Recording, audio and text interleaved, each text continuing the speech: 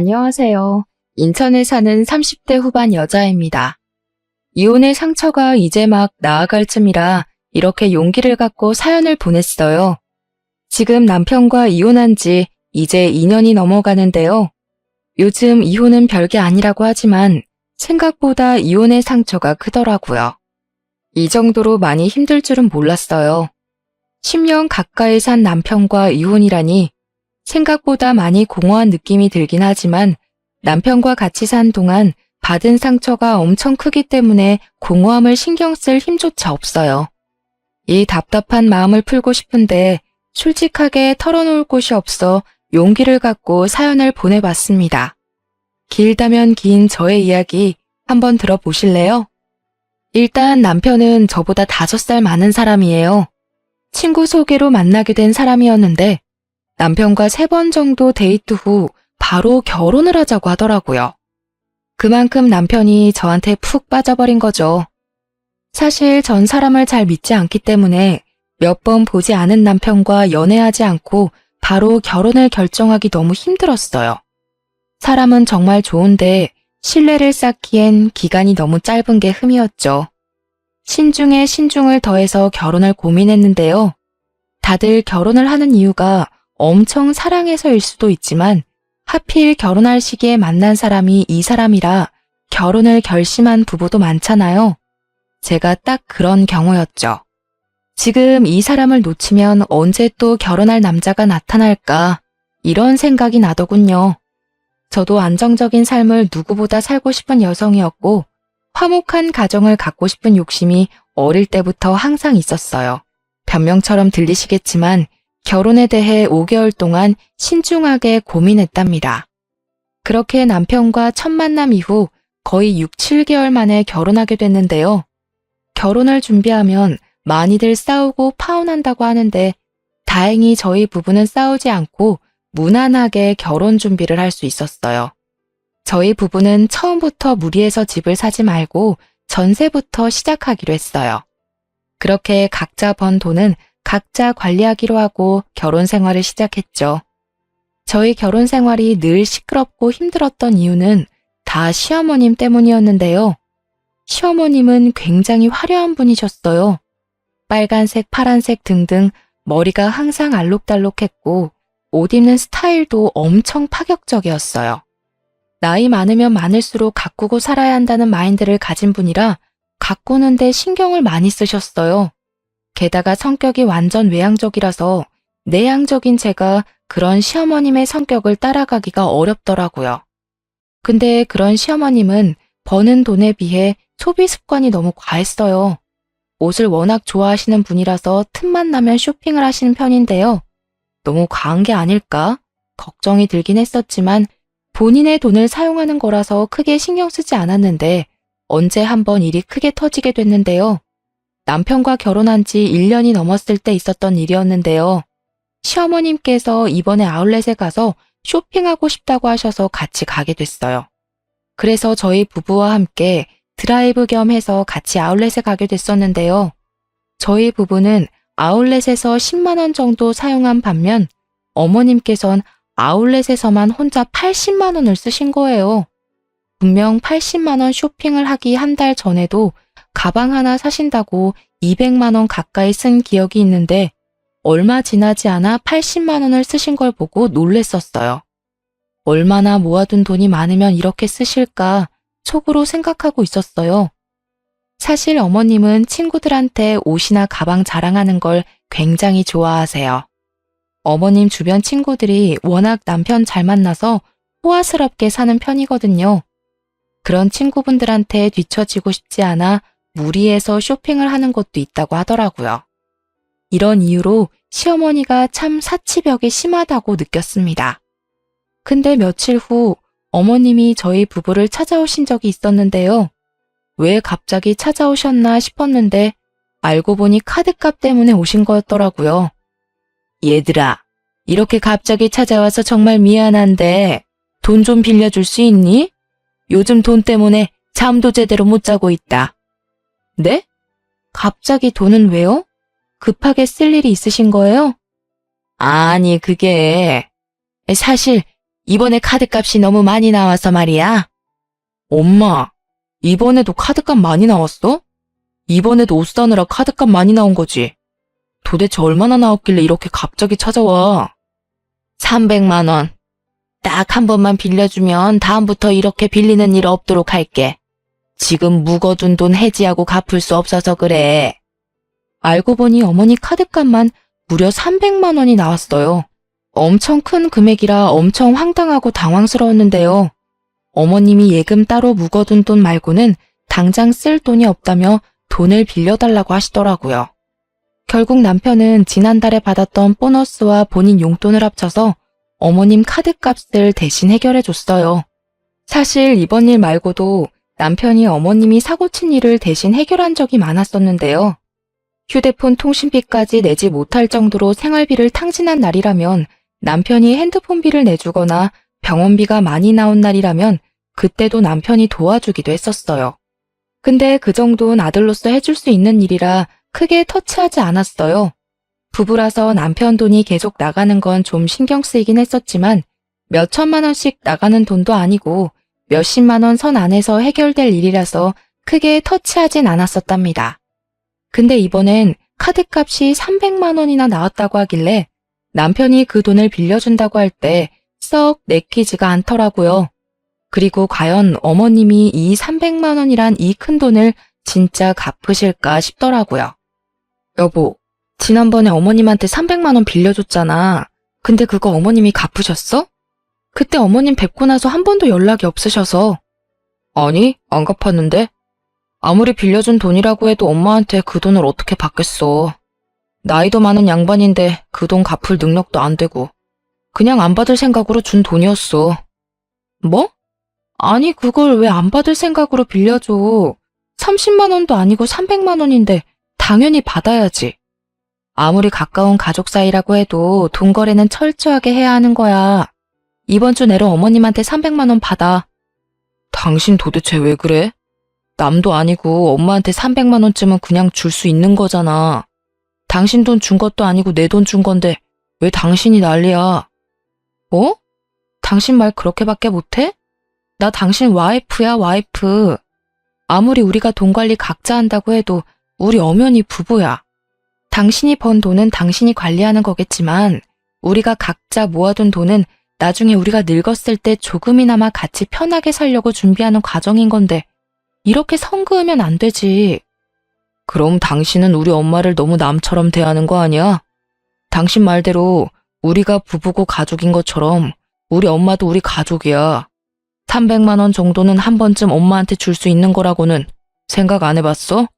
그 힘없는 우리 엄마한테 그렇게 돈을 받아내고 싶냐고. 힘 없다고? 그렇다면서 쇼핑을 3, 4시간씩이나 하셔? 어머님 한 달에 쇼핑값만 적어도 100만 원이 넘어. 당신도 알잖아, 어머님 집 상태. 방 3개 중에 2개가 다 옷방이야, 옷방. 그리고 나도 어머님한테 할 만큼 했어. 원래 어머님 단칸방에서 힘들게 산다고 해서 내 목돈으로 어머님 전셋집 해드렸어. 당신 그거 기억 안 나는 모양이야? 어머님께 잘한 사람을 굳이 따진다면 당신보다 나야, 알고나 말해. 사실 제가 결혼 전에 어머님 작은 전셋집 하나 해드렸습니다. 작은 단칸방에서 살고 계신다는 어머님을 보고 마음이 좋지 않았어요. 그래서 제 목돈 중 일부를 빼서 15평 정도 되는 전셋집으로 이사 갈 수 있게 도와드렸는데요. 남편은 그런 저의 공을 까먹었는지 본인이 어머님께 해드린 일만 생각하네요.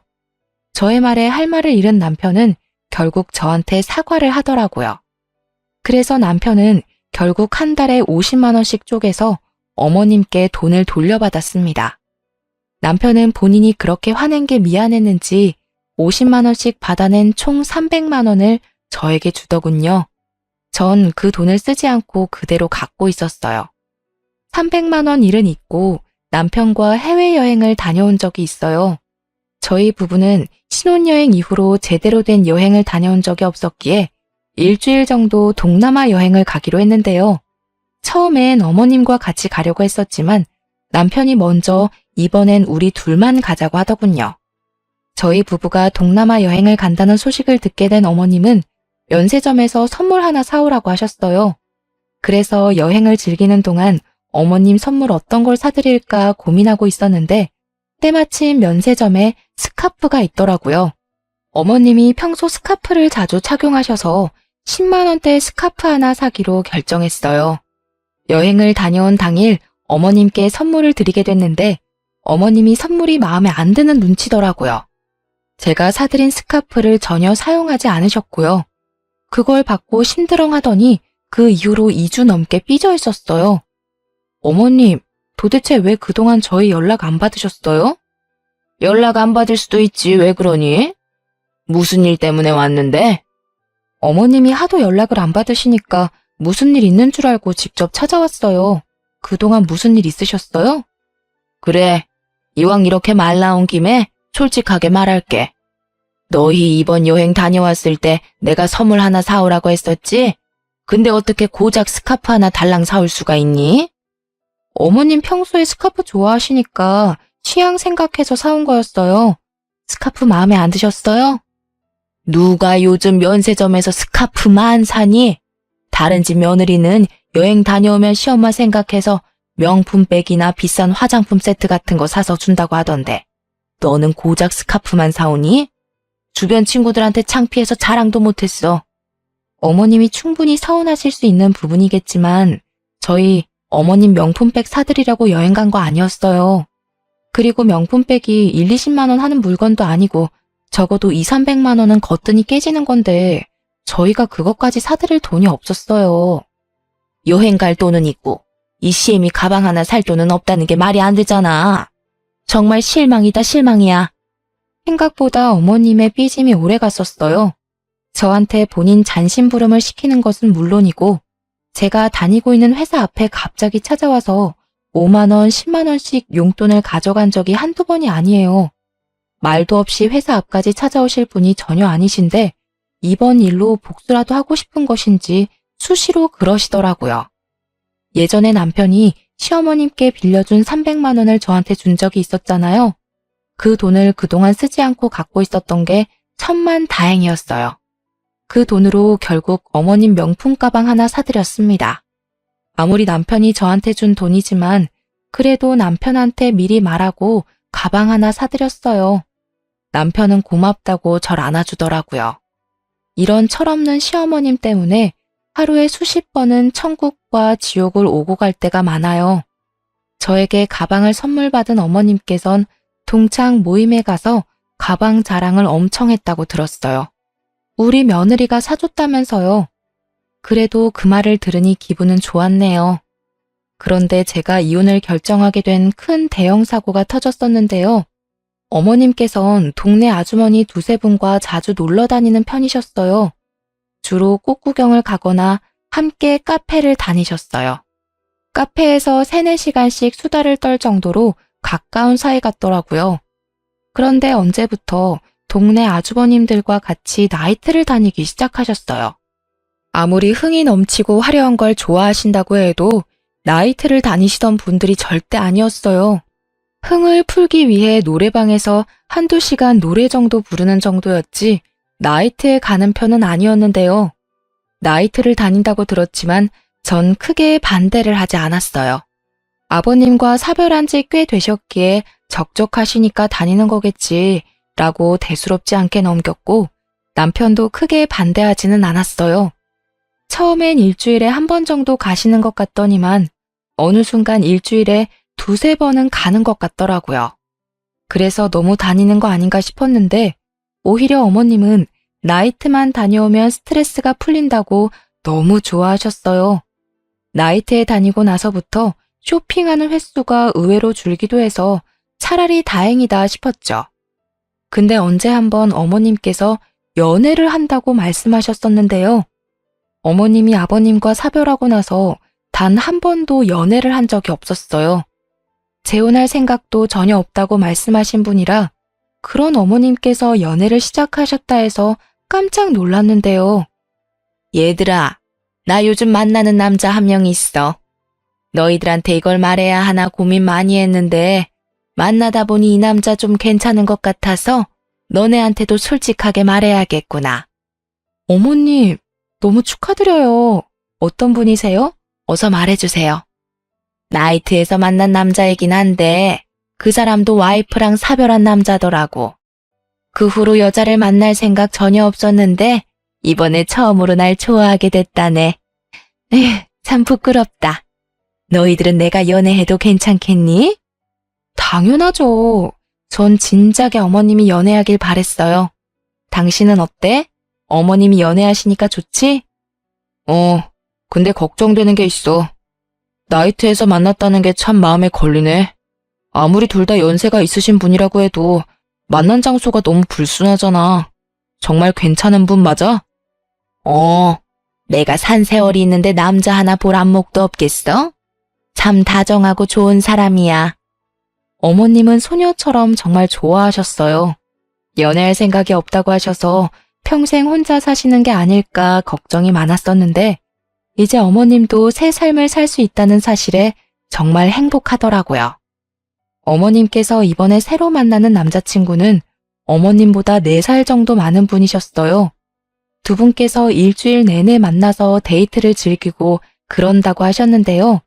근데 어머님이 말씀하시는 걸 들으면 그 남자친구분 하는 행동들이 좀 이상하더라고요. 정상적인 연애가 아닌 것 같은 느낌이랄까? 그리고 실제로 만나봤는데도 좀 꺼림칙했고요. 데이트를 하다 보면 서로 번갈아가며 데이트 비용을 내거나 하는 게 있어야 하는데 모든 비용을 어머님이 내셨어요. 게다가 신발부터 옷, 가방 등등 갖고 싶은 물건이 있으면 모두 다 어머님께 사달라고 한다고 하더라고요. 하는 행동을 보면 완전 늙은 제비 같더라고요. 언제 한번 어머님 남자친구와 어머님, 저 이렇게 3명이서 저녁 식사를 한 적이 있어요. 남편은 이날 회사 일 때문에 참석을 하지 못한 상태였는데요. 저녁 식사 장소는 어머님 남자친구분께서 알아본 곳이라고 들었는데 생각보다 가격대가 높은 레스토랑이라서 놀랬어요. 아무래도 며느리인 저를 본다고 하니 신경 쓴 게 보이더라고요. 이날 남자친구분께서 식사 대접을 해주나 보다 싶었는데 결론부터 말하자면 제 착각이었어요. 어머님, 여기 스테이크 너무 맛있네요. 그러게 말이야. 혁호씨, 너무 맛있었어요. 하여튼 혁호씨, 음식 좀 고르는 센스가 있다니까. 당신 며느리 보는 날인데 신경 써서 장소 선택 좀 해봤어요. 마음에 들어요? 그럼요. 맛이 아주 훌륭해요. 세아가, 너도 마음에 드니? 네. 오랜만에 이런 고급진 레스토랑에서 식사하니까 입이 아주 호강하네요. 정말 잘 먹었습니다. 식사할 때까지만 해도 이렇게 분위기가 좋았어요. 그렇게 계산을 하려고 하는데 자연스럽게 어머님께서 계산을 하시더라고요. 어머님 남자친구분도 당연하다는 듯 어머님을 계산대로 은근슬쩍 밀더군요. 그 모습을 보고 전 너무 황당해서 어머님이 계산 못하도록 막고 제가 대신 계산했습니다. 대략 50만 원 가까이 나왔었는데요. 제가 어머님이 계산 못하도록 막고 대신 계산하니까 어머님과 남자친구분께서 몹시 당황해하는 눈치더라고요. 이제까지 어머님께서 남자친구분께 자주 선물을 해드리는 것 같아 도대체 어떤 분이길래 어머님께서 이렇게 쩔쩔매며 만날까 궁금했는데요. 그래서 이날 저녁 식사 자리를 마련한 거였어요. 실제로 남자친구분께서 어머님께 하는 행동을 보니 대충 짐작이 가더군요. 이 식사 내가 샀어야 하는데 며느님께서 계산을 벌써 하셨네. 그러네요. 아가, 왜 너가 계산했니? 이 저녁은 우리가 사야 했었는데. 전 이날 최대한 말을 아꼈어요. 이미 속에선 어머님이 너무 안쓰럽기도 하고 어머님이 왜 이런 대우를 받으면서 연애를 해야 하나 속상하더라고요. 그래서 일단 어머님 남자친구분을 서둘러 보낸 뒤 어머님과 근처 카페에서 이야기를 나누기로 했어요. 근데 남자친구분께서 집에 갈 때 쓸 택시비까지 가져가던 거 있죠? 완전 제비가 따로 없더라고요. 어머님, 저랑 둘만 있는 거니까 솔직하게 말하셔야 해요. 저분한테 약점 잡히거나 한 게 있으세요? 그게 무슨 말이야? 약점이라니. 어머님 남자친구 좀 이상한 것 같아요. 이번 식사 자리만 봐도 딱 보여요. 두 분이 진지하게 만나는 사이라면 보통 이 식사 자리 남자친구분께서 직접 계산을 하는 게 맞지 않나 싶어요. 저 연세에 돈이 없지 않으실 텐데 자연스럽게 어머님이 계산하도록 만드는 게 좀 이상한 것 같아요. 분명 이 레스토랑도 남자친구분께서 직접 알아봤다고 하지 않으셨어요? 그래서 당연히 그분께서 직접 계산할 것 같았는데 이 식당 1, 2만 원 하는 곳도 아니고 한 사람당 10만 원은 기본으로 드는 곳인데 여길 알아봐 놓고 돈을 안 낸다는 게 수상해서요. 아유, 누가 내는 게 뭐 어때서 그러니. 그리고 저 사람 여유 있는 사람도 아니야. 나는 지금 만나고 있는 남자 돈 때문에 만나는 게 아니라 마음이 착해서 만나는 거야. 그리고 이번 일 절대 영호한테 말하지 마라. 아들 녀석 이번 일 알면 난리 칠 게 분명해. 당연하죠. 전 그냥 걱정돼서요. 어머님이 그분한테 자주 선물하고 그러는 것 같기도 해서요. 아유, 우리 며느님 걱정도 많으시네. 너희들 걱정시킬 정도로 이것저것 사다 바치는 일 없을 테니까 쓸데없는 걱정은 하지 마렴. 과연 쓸데없는 걱정일까요? 차라리 제 착각이었으면 좋았을 텐데요. 어머님이 걱정하지 말라고 해서 한동안 모른 척했어요. 꽤 오랜 시간 잘 만나길래 오히려 속으로 응원도 했네요. 근데 몇 달 뒤 어머님이 결국 일을 만드셨는데요. 어머님이 예전처럼 카드값이 다시 많이 나오게 됐다는 겁니다. 한동안 카드값이 많이 안 나오는 것 같아서 남자친구분께서 이제 더 이상 제비짓을 하지 않는다 생각했는데 다시 저희 어머님한테 이것저것 사달라고 한 것 같더라고요. 지난번에 쇼핑 때문에 카드값이 300만 원 정도 나왔다면 이번엔 카드값이 500만 원이나 나왔어요. 그 이유를 들어보니 남자친구한테 이것저것 사주는 것도 모자라서 이번에 무리해서 여행을 다녀왔다고 하더라고요. 역시 제가 의심한 그대로였어요. 카드 통지서를 들고 저희 부부집에 찾아와서 또 돈을 빌리려는 어머님을 보고 속이 답답하고 억장이 무너지더군요.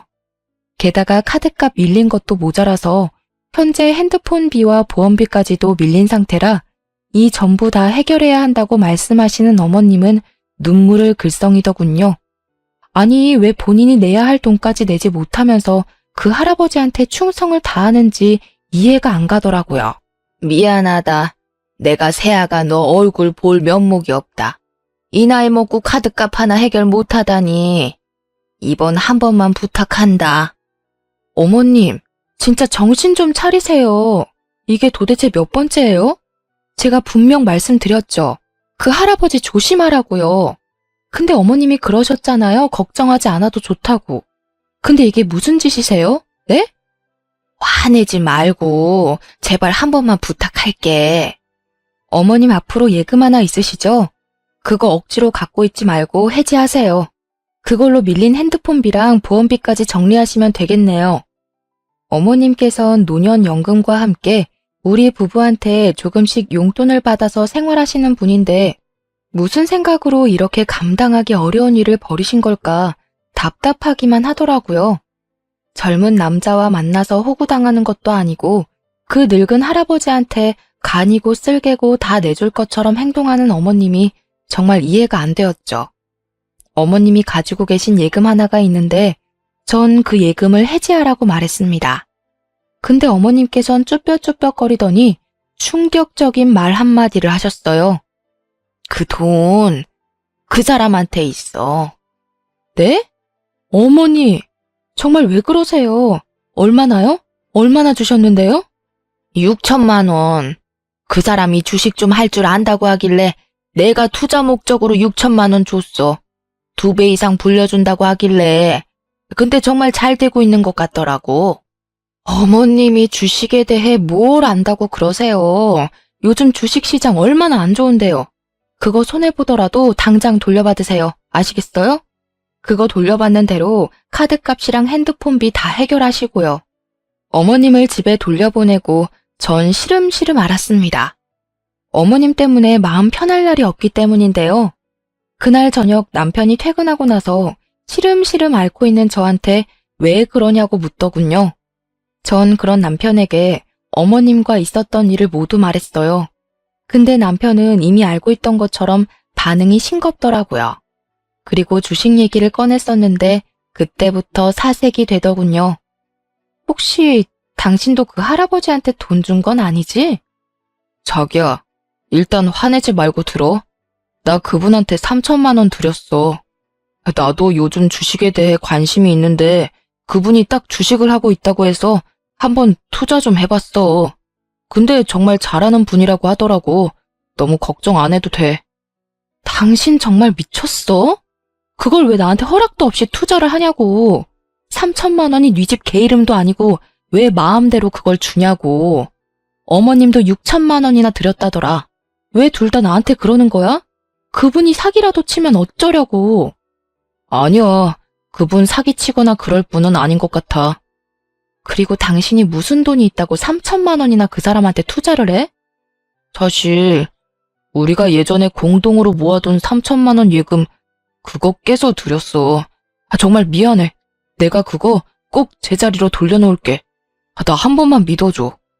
그걸 손댔다고? 진짜 당신이나 어머님 모두 다 질린다. 도저히 안 되겠어.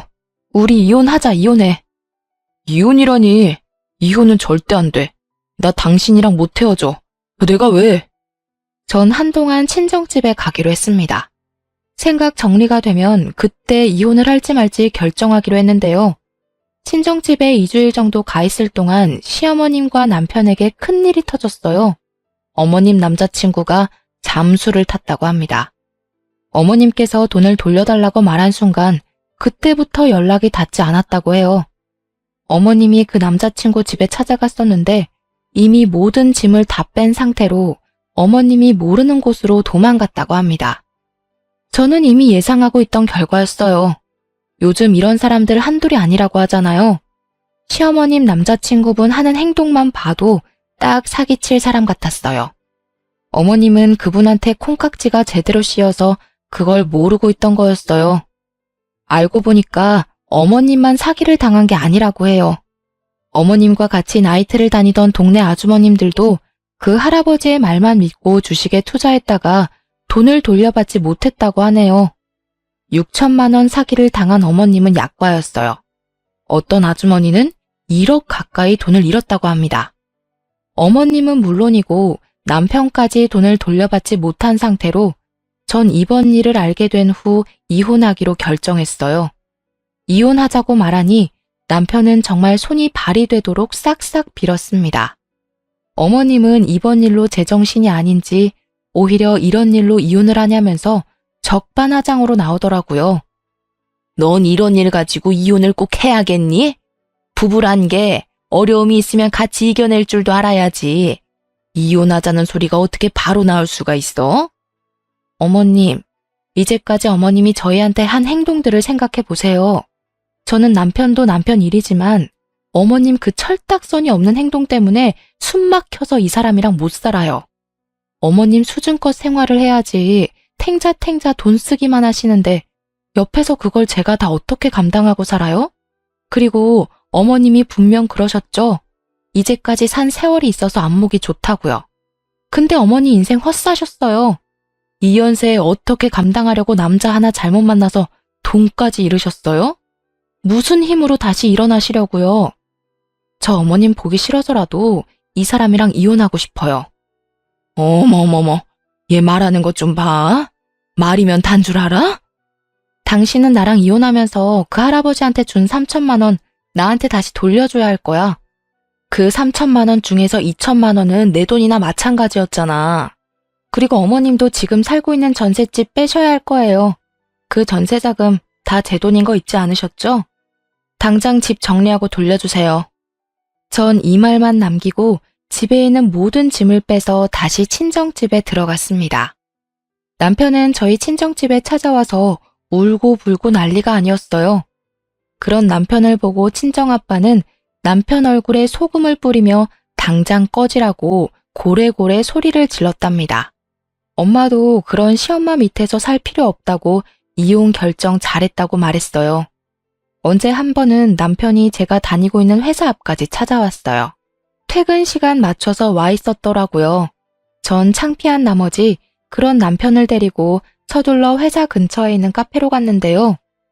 지금 이게 무슨 짓이야? 왜 말도 없이 남의 회사로 찾아오고 그래? 당신이 내 전화조차 받지 않으니까. 당신이 내 전화를 받아줘야 얘기를 하든지 말든지 하지.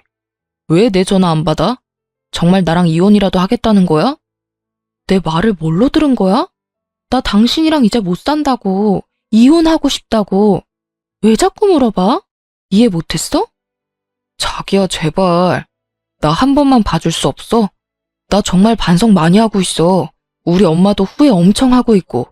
우리 모자 앞으로 자기한테 충성을 다할게. 그딴 거 다 필요 없고 이혼 준비나 잘해. 남편이 이 이후로 몇 번을 더 붙잡았어요. 전 절대 같이 살 마음 없다고 완강히 거절을 했는데요. 그렇게 길고 긴 시간이 흐르고 나서 합의 이혼을 하기로 결정했습니다. 남편과 살고 있던 집을 내놓고 돌려받은 전세금은 제가 갖기로 했어요. 남편이 전세금 제가 전부 가지는 대신에 3천만 원 말고 1,000만 원만 주면 안 되겠냐고 하길래 그렇게 하라고 했습니다. 그래서 전 전세금과 함께 1,000만 원을 받았어요. 그리고 어머님도 살고 있는 집 정리해서 제 계좌로 전세비를 입금하셨더라고요. 남편은 물론이고 어머님까지도 한순간에 집이 사라진 거잖아요. 두 사람은 결국 연식이 오래된 빌라 반지하로 이사 갔다고 해요. 남편은 그런 집에서 어머님과 같이 살려고 하니까 정말 많이 힘든 눈치더라고요. 그래도 뭐 어쩌겠어요. 두 사람이 벌인 일인데요, 뭐. 근데 최근에 남편한테 연락이 왔어요. 어머님의 유방암 소식 때문이었는데요. 최근에 어머님께서 가슴 쪽에 뭐가 만져진다고 해서 건강검진을 받았다네요. 검사 결과 유방암 진단을 받았답니다. 근데 정작 두 사람은 병원비가 없는 상태라 당장 수술을 진행할 수 없었어요. 그래서 남편이 수술비를 빌리기 위해 저한테 전화를 한 거였더라고요. 여보, 잘 지냈어? 이혼하고 오랜만에 연락하는 것 같네. 정말 미안한데 돈 좀 빌려줄 수 있을까?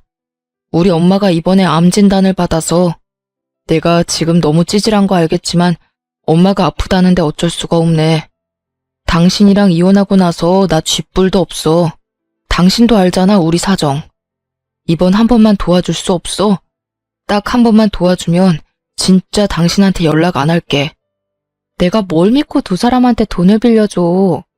어머님이 아프신 건 안타까운 일이지만 이젠 내가 상관할 일이 아니라고 봐. 이젠 나 당신 가족 절대 아니야. 당신 능력껏 해결해. 다시는 연락하지 말고. 이번에 돈 한 번만 빌려주면 더 이상 연락하지 않을게. 우리 엄마 아프다는 거 거짓말 아니야. 진짜 우리 엄마 진짜 아파.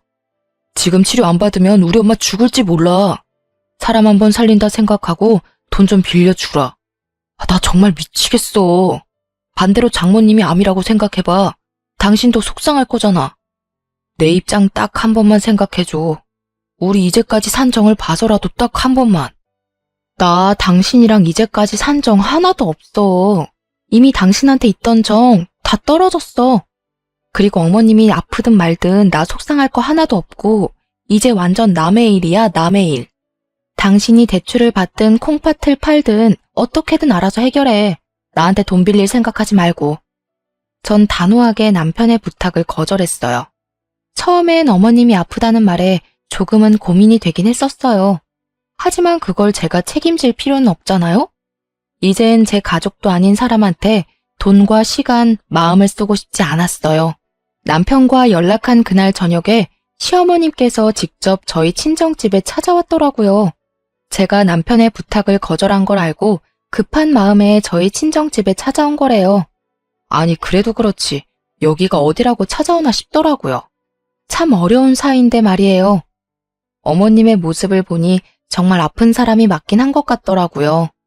예전엔 어머님이 약간 통통하신 편이었는데 살이 많이 빠지셨더라고요. 사돈, 정말 오랜만이네요. 미애, 너도 잘 지내고 있었니? 이렇게 갑자기 찾아오게 돼서 미안하다. 너도 알겠지만 내가 지금 몸이 많이 안 좋아. 아까 아들이 너한테 전화 한번 했다고 하던데. 근데 너가 거절했다고 들어서 병원비가 당장 필요한데 돈 빌릴 곳이 전혀 없어서 말이야. 사돈도 많이 당황스러우시죠? 제가 꼴 보기가 싫겠지만 사돈만 괜찮으시다면 병원비 좀 빌려주실 수 있나요? 제가 빨리 치료받지 않으면 곧 죽을지 몰라서 그래요. 여기가 어디라고 찾아오세요? 아무리 아픈 사람이라고 해도 그렇지 돈 빌릴 곳이 그렇게 없습니까? 우리 딸이 당신들 때문에 얼마나 고생했는데 죽을 거면 우리한테 알리지 말고 조용히 죽어요. 당신네들이 어떻게 살든 죽든 우린 알고 싶지 않으니까. 맞아요. 저 어머님 때문에 트라우마까지 생길 것 같아요. 여기가 어디라고 이렇게 찾아올 생각을 다 하셨어요? 멀쩡한 아들 두고 왜 저희한테 찾아와서 이러시냐고요. 앞으로 저한테 이런 일로 찾아오는 일 없었으면 좋겠어요. 얼마나 인생 헛살았으면 돈 빌릴 사람 한 명도 없냐고요. 저 이제 어머님 며느리 아닙니다. 다른 사람 알아보세요. 저 더 이상 어머님이랑 얽히고 싶지 않아요. 두 모녀가 독하긴 진짜 독하구나. 아이고, 언제부터 날 그렇게 챙겼다고 트라우마 이런 말을 입에 올리냐? 사돈은 딸 교육을 어떻게 시키셨나요?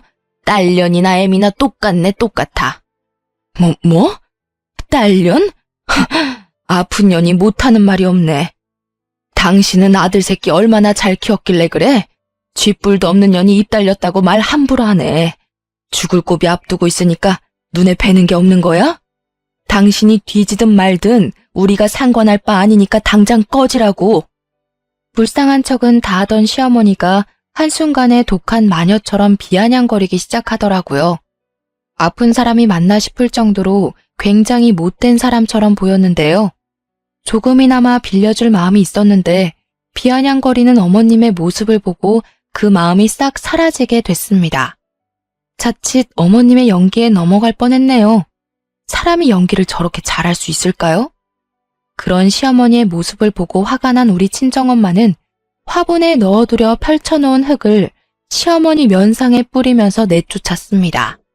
눈에 흙이 들어갔는지 서둘러 도망가셨고요. 이날 화가 너무 난 나머지 전 남편한테 따졌습니다. 아무리 돈이 급해도 그렇지 친정집까지 찾아오게 만드냐면서요. 남편은 어머님이 저희 친정집에 찾아온 걸 모르고 있던 눈치였어요. 어머님이 왜 구걸까지 하게 만드냐 물었더니 남편이 회사를 그만뒀기 때문이래요. 남편이 솔직하게 말하더군요. 본인이 명예퇴직을 당해서 돈을 구할 데가 없기 때문이었어요. 명예퇴직을 당했다니? 그게 무슨 말이야? 사실 내가 당신이랑 이혼하고 나서 너무 힘들었거든. 그래서 술 마시는 일이 많았었는데 언제 한번 술 먹고 부장한테 전화해서 술주정 좀 했거든. 그게 정확히 기억은 안 나는데 내가 해서는 안 되는 말이랑 행동을 했었나 봐. 그게 문제가 돼서 나더러 회사에서 퇴직하라고 하더라고. 남편이랑 같이 다니는 회사 동기들 말을 들어보면 남편이 부장한테 음담패설은 기본으로 하고 게다가 이제까지 회사 내에서 해왔던 부장의 행동 하나하나 모두 지적했다고 해요. 게다가 남편이 학벌에 비해서 회사 업무 능력이 너무 없어서 언젠가 해고할 생각을 하고 있었다고 해요. 근데 때마침 부장한테 그런 몰상식한 행동을 하는 바람에 해고를 당하게 된 거였죠. 회사에서 나름 힘이 있는 부장은 그런 남편을 회사 그만두게 만들었다네요. 이제 막 40대가 된 사람이 명예퇴직을 당한다는 게 말이 안 되잖아요. 그냥 해고를 당한 거나 마찬가지인데요. 남편은 지금까지도 직장을 제대로 구하지 못한 상태라고 합니다. 저와 이혼한 것도 있지만 동시에 해고까지 당하게 돼서 그 충격에 매일매일 술을 마시고 있다고 해요. 어머니 생각해서라도 하루라도 빨리 일을 구해야 하는데 남편은 그런 생각할 힘조차 없는 것 같아요. 어머님은 수술을 잘 받았는지 안 받았는지는 그 이후로 물어보지 않았어요. 아마 치료를 제대로 받지 못하고 있을 겁니다. 남편이 돈도 벌지 않고 술만 마시고 있으니까요. 그런 두 모자를 보고 있으니 속이 다 후련하고 몸과 마음이 가벼워진 것만 같아요. 돈 문제로 사람 속 썩이던 두 사람한테 벗어났다는 생각에 정말 하루하루가 행복해요. 전 남편과 이혼하고 나서 현재 직장에 열심히 다니면서 돈을 차곡차곡 모으고 있어요. 조만간 제 이름을 걸고 가게 하나 차릴 예정이에요. 부모님이 예전부터 음식점을 운영하고 싶어 하셨어요. 저도 그러고 싶어서 부모님과 함께 가게 오픈 예정이에요. 만약 이 사람과 저 사이에 아이가 있었더라면 이혼하는 게 어려웠을 거예요. 아이가 있는 부부는 이혼하는 게 참 어렵다고 하잖아요. 다행히 저와 남편은 아이 계획이 전혀 없던 사람이었어요. 만약 한 사람이라도 아이를 원했었더라면 지금 현재 저의 모습은 어땠을지 궁금하네요. 주변 친구들도 시부모님 잘못 만나서 엄청 고생하고 있거든요. 근데 그 친구들은 모두 아이가 있어서 섣불리 이혼을 하지 못한다고 해요. 결혼하기 전까지만 해도 시댁 때문에 왜 힘들어할까 상상이 안 갔었어요. 두 사람이 좋으면 그만이지 않나? 그런 생각을 했었는데 사랑 하나로 결혼할 수는 없더라고요. 결혼 생활을 유지한다는 게 참 쉬운 일만은 아닌 것 같아요. 아무리 내가 잘한다고 해도 남편이나 시댁 식구 한 명이라도 내게 못한다면 결혼 생활 한순간에 무너지는 것 같아요. 그렇기 때문에 결혼 결정을 할 때 남편 자체를 보는 것도 중요하지만 남편 집안 식구들도 꼭 봐야 했어요. 이혼하고 나서 생각한 게 있는데 너무 섣불리 결혼을 했다는 거예요. 남편과 연애를 해보고 결혼할 걸 그런 생각을 가끔 하고 있는데요. 요즘 연애를 건너뛰고 많이들 결혼한다고 하는데 개인적으로 전 위험하다고 생각해요. 그 사람에 대해서 조금 더 알아보고 결혼하는 게 덜 위험한 일이 아닌가 싶어요. 주변 사람들은 다른 사람 만나서 재혼할 생각이 있냐고 물어봐요. 근데 전 2번 다시 결혼하고 싶지 않아요. 부모님도 그 지겨운 결혼을 못하러 2번씩이나 하냐며 성을 내셨어요. 저도 결혼을 다시 하진 않을 것 같아요. 결혼이란 게 참 쉬운 일이 아니기 때문이죠. 아무리 서로 사랑해도 돈 문제로 다들 헤어진다고 하는데 이번에 뼈저리게 느꼈습니다. 만약에 재혼을 한다고 해도 또다시 이혼하지 않는다는 보장도 없잖아요. 그리고 이제까지 받아온 스트레스와 억압에서 벗어나니까 오히려 너무 행복하고 자유롭더라고요. 저와 다르게 결혼 생활이 행복한 사람도 분명 많을 거예요. 하지만 반대로 저처럼 결혼 생활이 지옥인 분들도 분명 있을 텐데요. 이혼을 권장하는 것은 아니지만 본인의 행복을 위해서라면 이혼을 하는 것도 하나의 방법이라고 알려드리고 싶어요. 만일 시댁, 남편, 돈 등등 여러 문제로 인해 이혼 고민을 하고 있는 분이라면 망설이지 말고 당장 하는 것도 나쁘지 않다고 생각해요. 자유로운 몸이 된 저는 지금부터라도 열심히 행복하게 살아볼 예정이에요. 남편과 살면서 못 쌓은 추억과 커리어 등등 다시 쌓아볼 예정이고요. 지금껏 답답하고 길고 긴 저의 이야기를 들어주셔서 감사합니다.